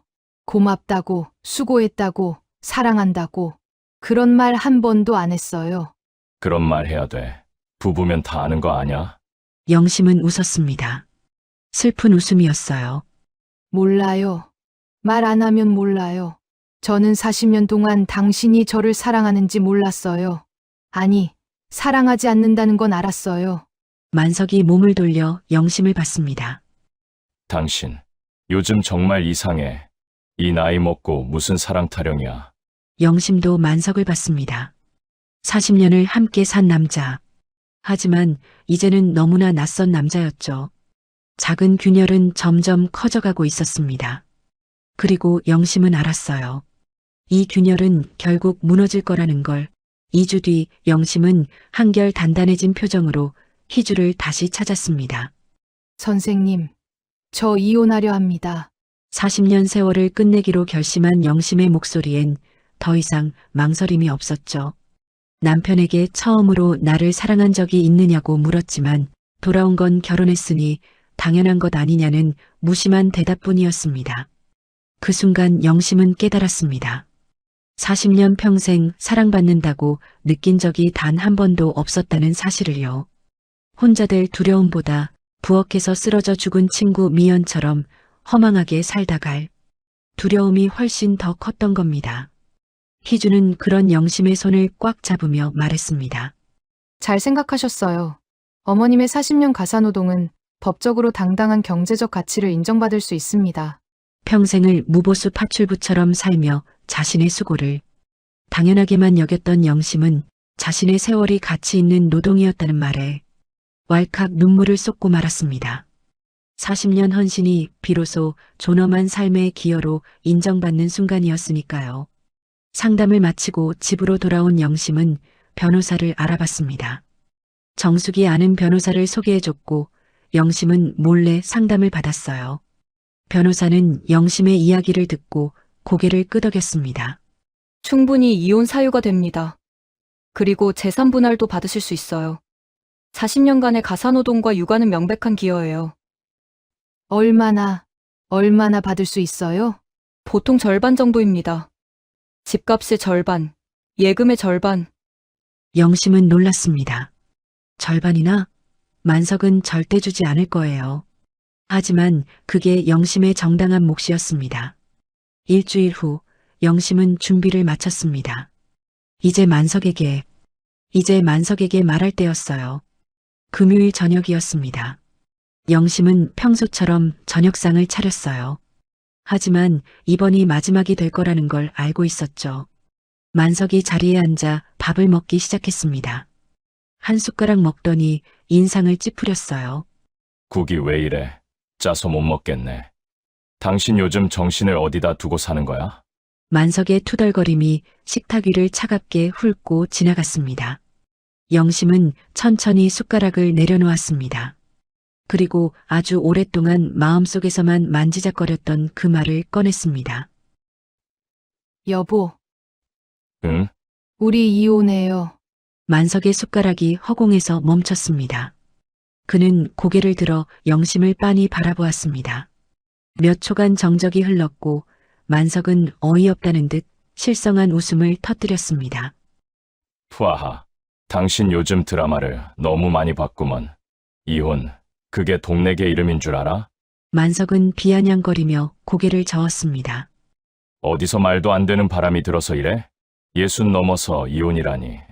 남들이 들으면 배꼽을 잡고 웃을 일이야. 당신, 곱게 늙는 법부터 다시 배워야겠어. 영심의 표정에는 흔들림이 없었습니다. 오히려 만석의 비웃음이 커질수록 그녀의 마음은 더 투명해졌습니다. 진심이에요. 더는 당신과 한 공간에서 숨 쉬고 싶지 않아요. 만석의 웃음이 순식간에 사라졌습니다. 영심의 눈동자에 서린 서늘한 진심을 읽었기 때문입니다. 뭐? 당신 정말 미쳤어? 60의 이혼이라니. 자식들 얼굴은 어떻게 보고 동네 사람들은 또 뭐라고 할지 생각은 해봤냐고? 당신 체면보다 내 체면은 어쩌고? 사람들이 뭐라든 상관없어요. 그 사람들이 내 40년을 대신 살아준 거 아니잖아요. 지금 중요한 건 당신도 체면도 아니고 바로 나예요. 만석이 식탁을 쾅 쳤습니다. 그릇들이 비명을 지르며 흔들렸습니다. 도대체 누가 당신 머릿속을 이렇게 망쳐놓은 거야? 집에서 살림만 하니까 세상 물정을 몰라도 한참 모르나 본데 이건 반항이 아니라 망령이야. 영심은 조용히 미소 지었습니다. 누가 가르쳐 준 게 아니에요. 당신 곁에서 말라 죽어가던 내가 스스로 깨달은 거지. 40년 동안 당신이 나를 어떻게 써먹었는지, 내가 어떤 취급을 받았는지 이제야 다 보여요. 만석의 얼굴이 불그락 푸르락 달아올랐습니다. 써먹다니? 내가 밖에서 뼈 빠지게 벌어다 준 돈으로 먹고 살게 해줬더니 이제 와서 착춘이 뭐니 그딴 소리래. 그래요. 착취였어요. 영심의 목소리는 차갑고 단호했습니다. 만석은 할 말을 잃은 듯 입을 벙긋거렸습니다. 영심이 못을 박듯 덧붙였습니다. 이제 당신 한여 노릇 은퇴할래요. 늦었지만 이제라도 내 이름으로 숨 쉬고 싶어요. 만석이 비릿한 웃음을 지으며 쏘아붙였습니다.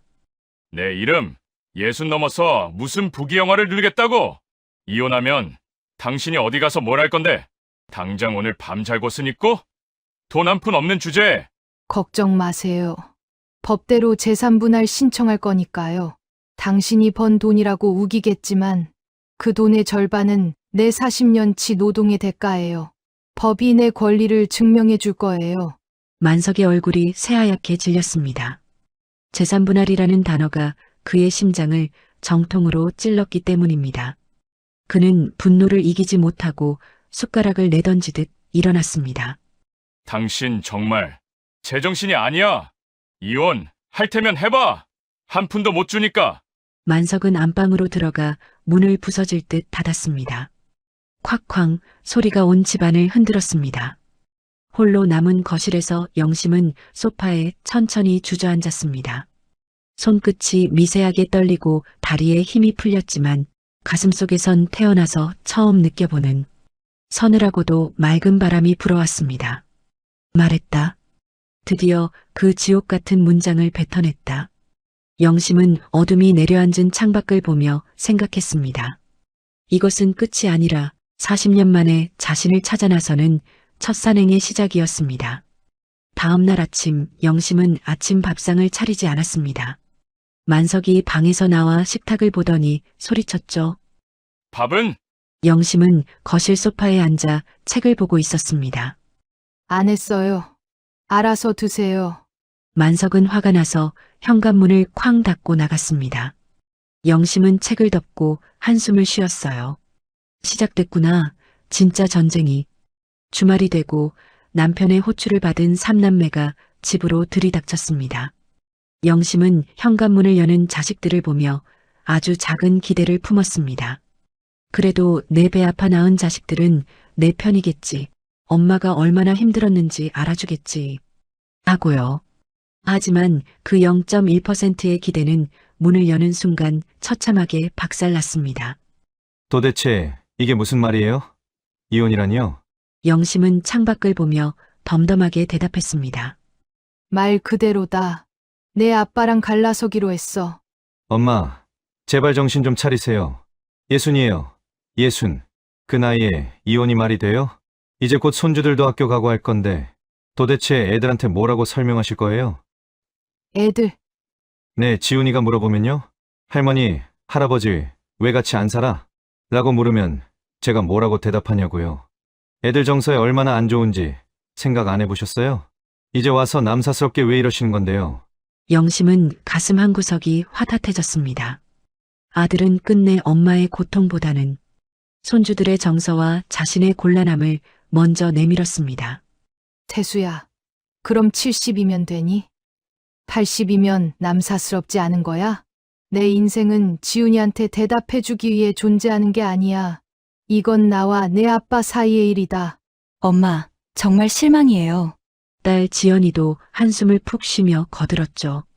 엄마, 아빠가 때린 것도 아니잖아요. 도박을 했어요? 바람을 폈어요? 그냥 성격 좀 무뚝뚝한 거 가지고 유난 떨지 마세요. 남들은 다 참고 살아요. 우리 시어머니도 아버님 성격 다 받아주고 사시는데 왜 엄마만 유별나게 이래요? 막내 민수는 핸드폰만 만지작거리며 툭 내뱉었습니다. 아, 엄마.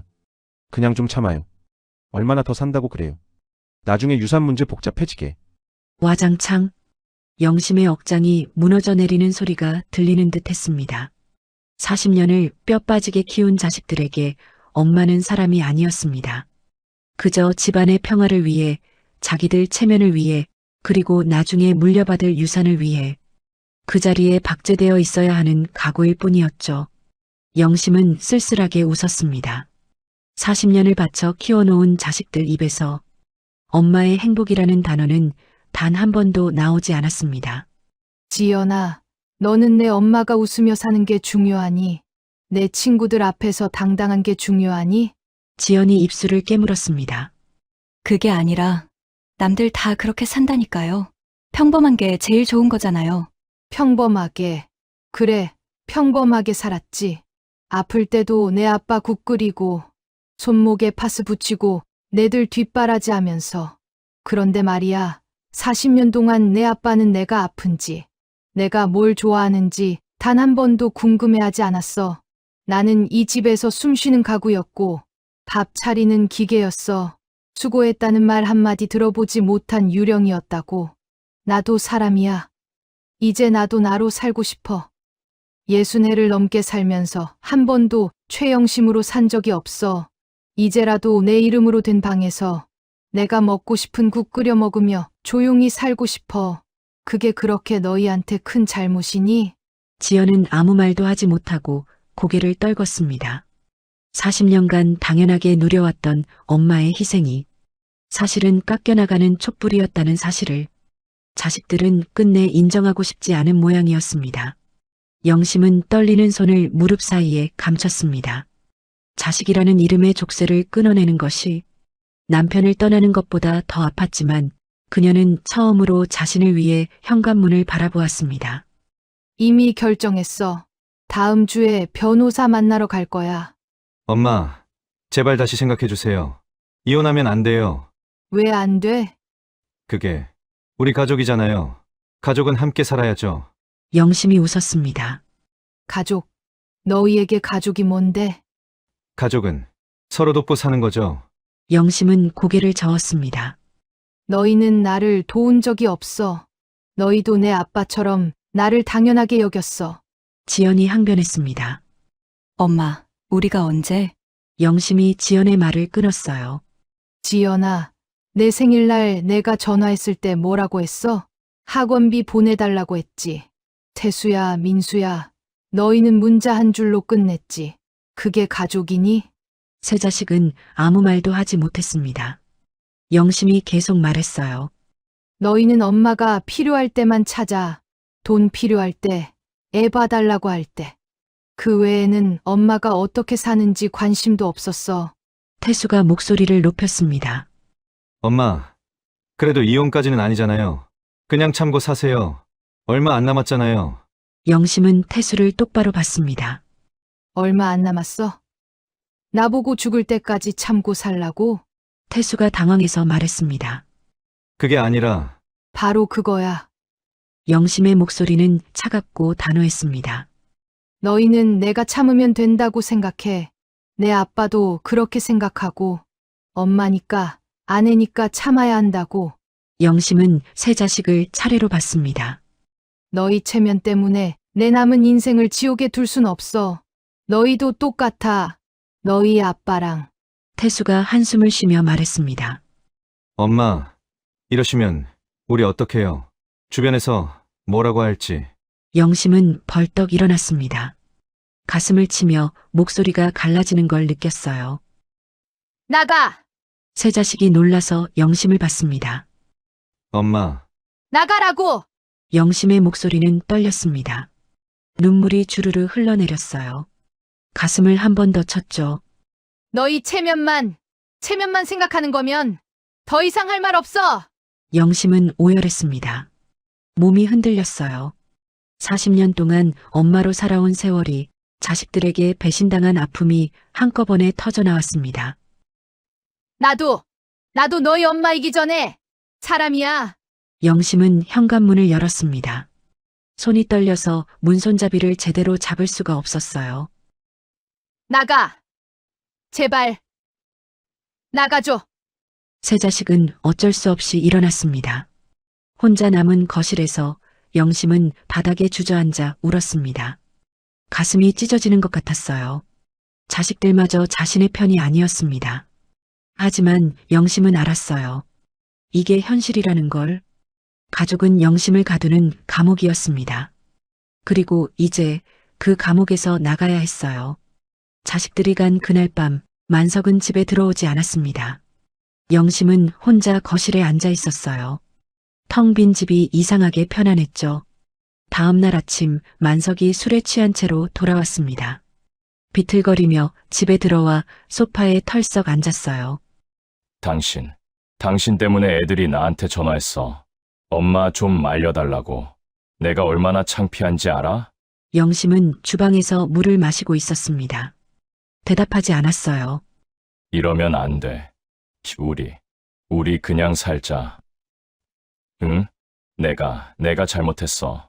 영심은 만석을 봤습니다. 40년 만에 처음 듣는 말이었어요. 뭘 잘못했는데요? 만석이 머리를 극적였습니다. 그게 내가 당신한테 좀 무심했나 봐. 미안해. 영심은 웃었습니다. 미안해요? 뭐가 미안한데요? 만석이 답답하다는 표정을 지었어요. 그러니까 내가 당신한테 좀 관심이 없었나 봐. 앞으로 잘할게. 어떻게요? 그게 만석은 말을 잇지 못했습니다. 영심이 차갑게 말했어요. 말만 하는 거죠. 구체적으로 뭘 어떻게 할 건지는 모르잖아요. 만석이 손을 흔들었습니다. 알았어. 내가 고맙다고 할게. 수고했다고 할게. 그러면 되잖아. 40년 동안 한 번도 안 했던 걸 이제 와서 한다고요? 만석이 소리를 높였어요. 그럼 어쩌라고? 내가 잘못했다고 했잖아. 더 뭘 원해? 영심은 만석의 눈을 똑바로 봤습니다. 진심을 원해요. 정말로 미안해하는 마음을요. 근데 당신은 그런 게 없어요. 그냥 이혼이 무서워서 그러는 거잖아요. 만석의 얼굴이 굳었습니다. 영심이 맞았어요. 만석은 진심으로 미안하지 않았습니다. 그냥 이혼이 싫었을 뿐이었죠. 당신은 40년 동안 나를 착취했어요. 이제 와서 미안하다고 몇 마디 하면 다 용서될 거라고 생각해요? 만석이 벌떡 일어났습니다. 착취. 내가 돈 벌어다 준 게 착취야? 당신 먹여 살린 게 착취야? 영심도 일어났습니다. 먹여 살렸다고요? 제가 40년 동안 집안일 안 했으면 당신이 회사 다닐 수 있었을까요? 제가 밥 안 해줬으면, 빨래 안 해줬으면, 아이들 안 키웠으면 당신이 승진할 수 있었을까요? 만석은 아무 말도 하지 못했습니다. 영심이 계속 말했어요. 제가 한 일은 당신 일만큼, 아니 그 이상으로 가치 있어요. 근데 당신은 한 번도 인정하지 않았어요. 만석이 주저앉으며 머리를 감쌌습니다. 그럼 어떻게 하면 돼? 내가 뭘 해야 당신 마음이 풀려? 영심은 한참을 만석을 보다가 천천히 말했습니다. 늦었어요. 뭐, 40년이 늦은 거예요. 영심은 방으로 들어갔습니다. 만석은 거실에 혼자 남아 멍하니 앉아 있었어요. 그날 밤 만석이 방문을 열고 들어왔습니다. 영심은 침대에 누워 있었어요. 여보, 만석의 목소리는 처음으로 떨리고 있었습니다. 이혼은 하지 말자. 내가 달라질게. 영심은 대답하지 않았습니다. 만석이 침대 옆에 앉았어요. 내가 당신한테 잘못했어. 인정해. 근데 이혼까지는 아니잖아. 영심이 몸을 돌려 만석을 봤습니다. 당신은 이혼이 무서운 게 아니라 불편해지는 게 무서운 거죠. 밥하고 빨래해 줄 사람이 사라지는 게 겁나는 거지. 나 때문이 아니라 오로지 당신 자신 때문에. 만석이 고개를 저었습니다. 아니야. 나는 당신이 말이 나오지 않았습니다. 영심이 슬픈 미소를 지었어요. 말도 못 하잖아요. 당신은 나를 사랑하지 않아요. 40년 동안 한 번도 사랑한 적 없었어요. 만석이 영심의 손을 잡으려 했습니다. 하지만 영심은 손을 빼었어요. 다음 주 월요일에 이혼 서류 준비해 놓을게요. 서명해 주세요. 만석이 벌떡 일어났습니다. 정말 이혼할 거야? 네. 만석의 얼굴이 일그러졌습니다. 좋아. 이혼하자. 근데 그러면 재산은 한 푼도 안 줄 거야. 내가 번 돈인데. 영심은 침착하게 대답했습니다. 법원에서 결정할 거예요. 40년간 제가 한 가사노동은 법적으로 인정받을 거예요. 만석이 코웃음을 쳤습니다. 가사노동. 그게 돈이 돼. 웃기고 있네. 영심은 더 이상 대답하지 않았습니다. 만석은 문을 쾅 닫고 나갔어요. 영심은 혼자 남아 천장을 바라봤습니다. 눈물이 흘러내렸지만 후회는 없었어요. 이혼 선언 며칠 후 영심은 행동을 늦추지 않았습니다. 남편 만석은 할 테면 해봐 라고 큰 소리쳤지만 설마 아내가 진짜로 짐을 쌀 줄은 꿈에도 몰랐겠죠. 영심은 필요한 옷가지 몇 벌과 오랫동안 모아둔 비상금을 챙겨 작은 오피스텔을 단기로 계약해 임시로 집을 나갔습니다. 일주일 후 영심은 정숙의 손을 꼭 쥐고 변호사 사무실 문을 열었습니다. 40년 넘게 누구 엄마로만 불렸던 그녀가 자신의 이름 석자를 걸고 인생의 권리를 되찾으러 온 자리였죠. 젊은 여자 변호사가 서류를 훑더니 고개를 끄덕였습니다. 40년 가사노동은 명백한 경제적 기여입니다. 집값과 예금의 절반, 당당히 청구하세요. 그 말에 영심은 가슴이 찌릿했습니다. 평생 집에서 노는 사람 취급받던 자신의 세월이 비로소 가치로 인정받는 순간이었으니까요. 하지만 마음 한구석은 씁쓸했습니다. 위자료를 위한 증언을 해줄 사람이 있느냐는 질문에 영심은 쓴웃음을 지었죠. 자식들조차 엄마의 고통보다 집안의 체면을 걱정한다는 사실이 영심의 마음을 차갑게 훑고 지나갔습니다. 2주 후 법원 조정실의 공기는 얼음장 같았습니다. 40년을 한 이불 덮고 산 부부가 이제는 남이 되어 마주 앉았죠. 내가 번 돈인데 한 푼도 못 줘. 당신은 집에서 밥이나 했잖아. 만석의 고함에 영심은 눈을 똑바로 뜨고 맞섰습니다. 그 밥 해주고 빨래 해준 대가예요. 당신이 밖에서 돈 벌 때 내가 당신 뒤를 안 받쳐줬으면 이 재산이 모였을 것 같아요? 한 달에 200만 원.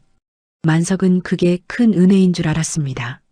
하지만 영심은 그 돈으로 5 식구의 입에 풀칠하며 마이너스 통장을 메워왔죠. 자기 용돈 5만 원조차 아까워 벌벌 떨던 세월이 주마등처럼 스쳐 지나갔습니다. 조정위원의 목소리가 쐐기를 박았습니다. 가사노동도 엄연한 노동입니다. 기여도가 확실하네요. 만석의 얼굴이 불그락푸르락 달아올랐지만 이미 거스를 수 없는 흐름이었죠.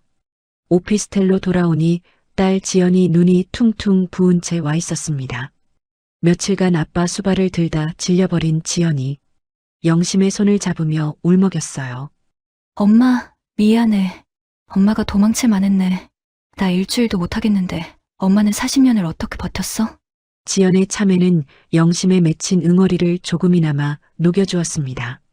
하지만 아들들은 달랐습니다. 사과보다는 내 생활이 피곤하다, 손주들 교육에 안 좋다며 영심을 다시 그 지옥으로 떠밀려 했죠. 영심은 이제 흔들리지 않았습니다. 자식들에게 엄마는 인격체가 아니라 편리한 가구일 뿐이라는 걸 뼈저리게 깨달았으니까요. 결국 만석은 고개를 숙였습니다. 판결로 가면 더 망신당한다는 변호사의 설득에 재산 절반을 떼어주기로 합의한 거죠. 법원을 나오며 만석이 뒤늦게 중얼거렸습니다. 영심아, 미안해.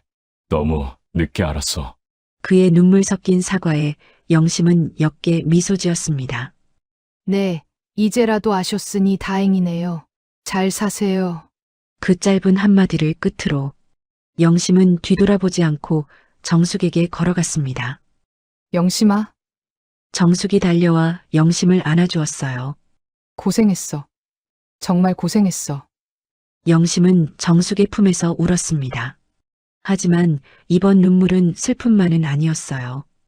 해방감도 함께 있었죠. 40년의 결혼이 끝났습니다. 그리고 새로운 시작이 기다리고 있었어요. 이혼 조정이 끝나고 한 달 후 영심은 이사를 준비했습니다. 재산 분할로 받은 돈으로 작은 빌라를 샀어요. 2층에 있는 방 2개짜리 집이었죠. 이사 가는 날 영심은 임시거처였던 오피스텔을 나와 집으로 돌아갔습니다. 40년 동안 살았던 집의 짐을 정리했죠. 그런데 참 묘하죠? 평생을 살았는데 정작 챙겨갈 짐은 옷가지 몇 벌과 책 몇 권, 그리고 낡은 사진 앨범뿐이더군요. 먼지 쌓인 앨범을 넘기던 영심의 손길이 멈췄습니다. 20살 세상을 다 얻은 듯 환하게 웃던 결혼사진 속 영심이 보였거든요.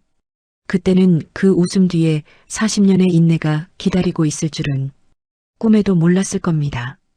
큰아들 태수의 돌잔치, 막내 민수의 입학식, 딸 지연이의 운동회.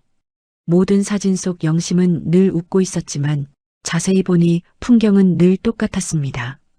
만석과 아이들은 주인공처럼 앞에 서고 영심은 늘 그들의 짐을 든 채 한 걸음 뒤에 서 있었으니까요. 영심은 조용히 앨범을 덮었습니다. 이제 이 기억들은 추억이 아니라 박스 속에 묻어둘 과거일 뿐이었죠. 엄마, 이거 다 챙기신 거예요? 생각보다 짐이 너무 적네. 어느새 다가온 지연이 놀란 듯 물었습니다. 영심은 쓸쓸한 미소를 지으며 대답했죠. 그러게 말이다. 40년 산 인생이 고작 박스 몇 개에 다 담기는구나. 아들 태수와 민수도 달려와 짐 나르는 것을 도왔습니다. 엄마, 무거운 건 저희가 할게요. 라며 아들들이 앞장섰지만 영심도 박스 하나를 직접 들었습니다. 그런데 이상하게도 전혀 무겁지가 않았어요. 40년의 무게가 담긴 짐이건만 영심의 손에는 깃털처럼 가볍게만 느껴졌습니다. 마음의 짐을 먼저 덜어냈기 때문일까요? 모든 짐을 싣고 난 뒤 영심은 마지막으로 텅 빈 집안을 둘러보았습니다. 시어머니 병수발을 들며 약을 챙기던 안방, 하루에도 몇 번씩 서서 설거지를 하던 싱크대, 찬바람 맞으며 빨래를 널던 베란다. 구석구석 영심의 손길이 닿지 않은 곳이 없었습니다. 하지만 이제 그 모든 풍경이 남의 일처럼 낯설게만 느껴졌습니다. 엄마, 이제 가요? 지연의 재촉에 영심은 미련 없이 현관문을 닫았습니다. 뒤돌아보지 않았습니다. 오직 앞만 보고 걸어나갔죠. 복도에서 마주친 옆집 아주머니가 눈을 동그랗게 뜨고 물어오더군요. 아이고, 어디 가세요? 근데 남편분은 안 보이시네? 영심은 당당하게 미소 지으며 대답했습니다. 저희 이혼했어요. 이제 제 인생 살러 갑니다. 아들의 차에 올라탄 영심은 창밖으로 스쳐 지나가는 동네 풍경을 바라보았습니다. 40년 동안 매일 장을 보던 시장, 아이들 데려다 주던 학교, 시원섭섭한 마음이 들 법도 했지만 그보다는 벅찬 해방감이 앞섰어요. 안녕, 나의 40년. 이제 진짜 박영심으로 살아볼게. 영심은 속으로 조용히 움츠렸습니다. 새 집은 작았지만 영심에게는 궁궐보다 아늑했습니다. 자식들이 가구를 배치하고 커튼을 다는 동안 영심은 집안 곳곳을 눈에 담았어요. 정리가 끝나고 해가 뉘엿뉘엿 저물 무렵 지연이 걱정스레 물었습니다. 엄마, 저녁은 어떡해요? 제가 뭐 좀 사다 드릴까요? 하지만 영심은 단호히 고개를 저었죠. 아니, 괜찮아. 이제부터는 나 혼자서 해볼 거야. 자식들이 모두 돌아가고 현관문이 닫혔습니다. 40년 만에 처음으로 완벽하게 혼자가 된 시간. 영심은 이제 누군가를 위해서가 아니라 오직 자신만을 위한 첫 끼니를 준비하기 시작했어요. 이 작은 식탁에서 영심의 진짜 인생 1일차가 시작되고 있었습니다. 영심은 간단하게 저녁을 준비했습니다. 메뉴는 토마토 파스타와 샐러드였어요. 40년이라는 긴 세월 동안 영심의 주방에서 금기와도 같았던 메뉴였죠. 만석의 식단은 철저히 한식 위주였고 영심은 그 취향을 맞추는 것을 아내의 도리라 여겨왔습니다. 빨간 고추장 대신 빨간 토마토 소스를 젓는 일은 낯설었지만 자유로웠어요. 이제는 만석의 입맛을 맞출 필요가 없었죠. 영심은 자신이 먹고 싶은 걸 만들었어요. 파스타를 삶고 토마토 소스를 만들고 채소를 썰었습니다. 요리하는 내내 기분이 좋았어요. 누군가를 위해서가 아니라 자신을 위해 요리하는 거였으니까요. 식탁에 앉아 파스타를 먹으면서 영심은 이상한 느낌을 받았습니다. 혼자 먹는 식사가 외롭지 않았어요. 오히려 편안했죠. 그릇이 한 개뿐이니 설거지도 금방 끝났습니다. 영심은 웃으며 그릇을 닦았어요. 이렇게 간단할 수가. 다음 날 아침 영심은 일찍 일어났습니다. 40년 동안의 습관이었죠. 하지만 오늘은 남편 밥을 차릴 필요가 없었습니다. 영심은 커피를 내리고 토스트에 잼을 발라 먹었죠. 그리고 식탁에 앉아 휴대폰으로 클래식 음악을 틀었습니다. 만석은 아침부터 음악 틀면 시끄럽다고 했었어요. 하지만 이제는 상관없었습니다. 커피를 한 모금 마시자 따뜻하고 고소한 맛이 입안에 퍼졌어요. 창밖으로 햇살이 들어왔죠. 이게 바로 1인분의 식탁이구나. 영심은 자신의 식탁을 바라봤습니다. 작고 소박했지만 가장 나다웠어요. 완벽한 1인분이었죠. 영심은 토스트를 베어 물며 미소 지었습니다. 미연아, 나 지금 행복해. 혼자 먹는 아침이 이렇게 맛있을 줄 몰랐어. 영심은 미연의 사진을 보며 속삭였습니다. 영심은 문화센터에도 등록했어요. 희주 선생님이 추천해준 글쓰기 수업이었죠. 첫 수업날 영심은 교실에 들어갔습니다. 비슷한 또래의 여자들도 있었어요. 선생님이 말했습니다. 여러분, 오늘은 자신의 이야기를 써보세요. 지금까지 살아온 이야기, 힘들었던 이야기, 행복했던 이야기, 무엇이든 좋습니다. 영심은 펜을 들었습니다. 그리고 천천히 쓰기 시작했어요. 나는 60년을 살았다. 그중 40년은 남의 인생이었다. 나는 그것이 사랑인 줄 알았다. 내가 마른 장작이 되어 타올라야 우리 집이 따뜻해지는 것.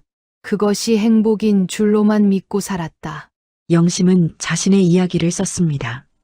결혼, 가사노동, 시집살이, 자식 키우기, 남편의 무시, 친구의 죽음, 각성, 거절, 이혼.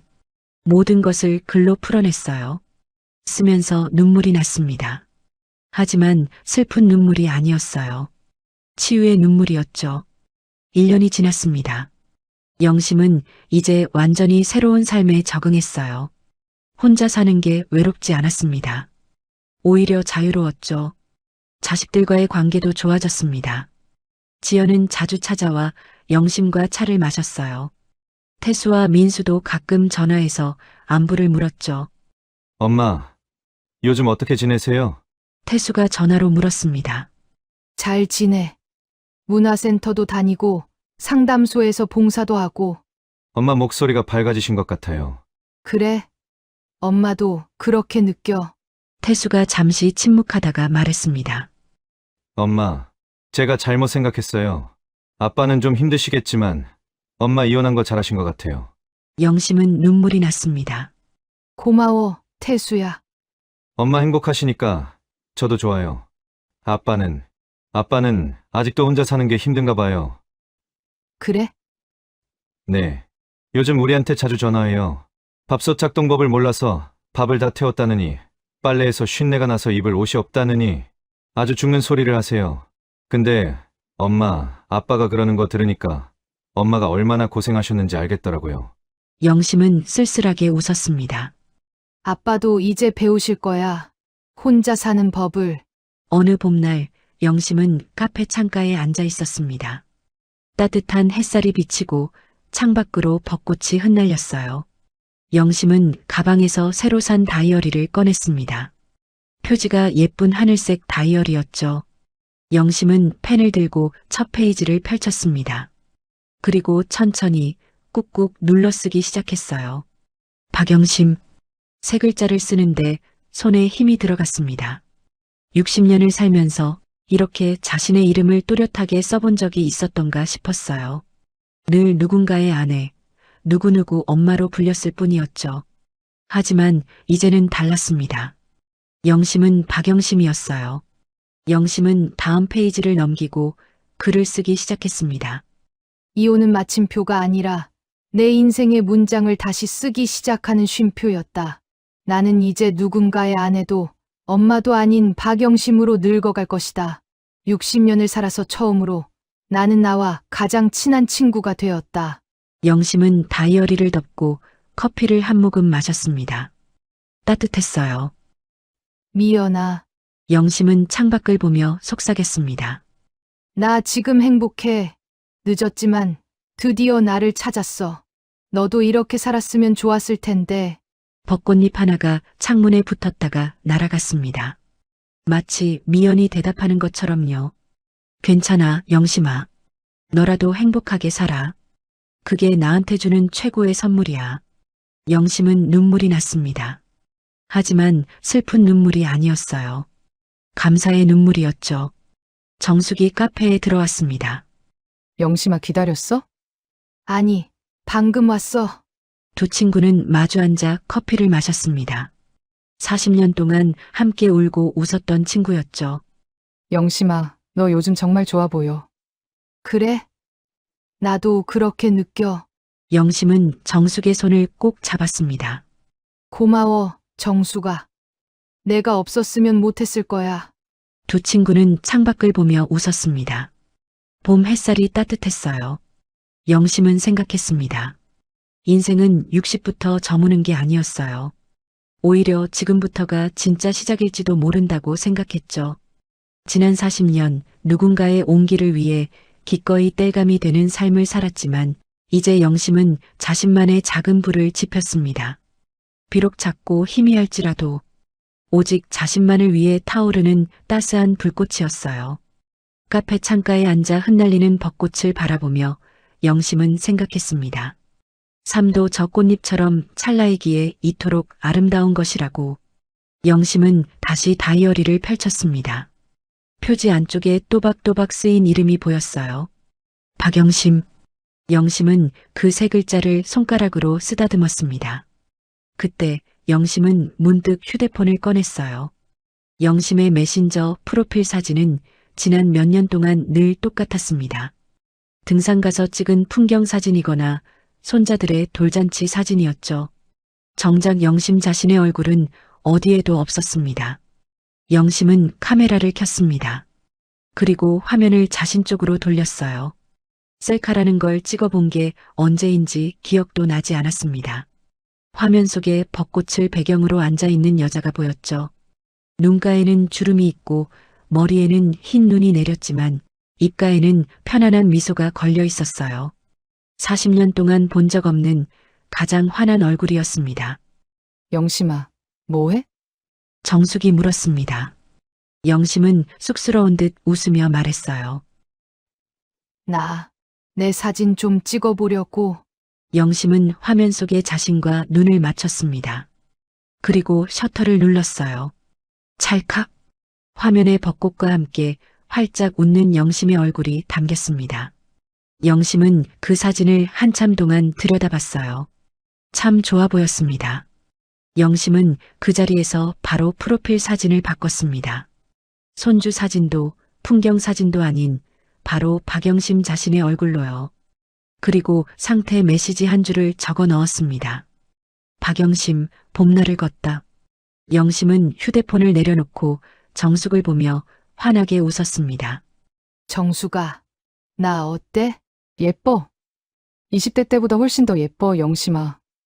두 친구의 웃음소리가 벚꽃잎처럼 흩날렸습니다. 영심은 미소 지었습니다. 비로소 영심은 온전한 박영심으로 살고 있었습니다. 사랑하는 구독자 여러분, 오늘 이야기 어떠셨나요? 40년 만에 남의 입맛이 아닌 오직 나를 위해 차린 1인분의 식탁, 그건 외로움이 아니라 온전한 자유였습니다. 오늘 하루는 남을 위한 밥상이 아닌 오직 나만을 위한 가장 근사한 밥상을 차려보세요. 당신은 누군가의 땔감이 되기 위해 태어난 것이 아니라 스스로 타오르는 불꽃이 되기 위해 태어났으니까요. 마지막까지 시청해 주셔서 감사합니다. 구독, 좋아요는 다음 영상을 제작하는데 큰 힘이 됩니다. 지금까지 당신의 빛나는 인생 2막을 응원하는 인생의 후반전이었습니다.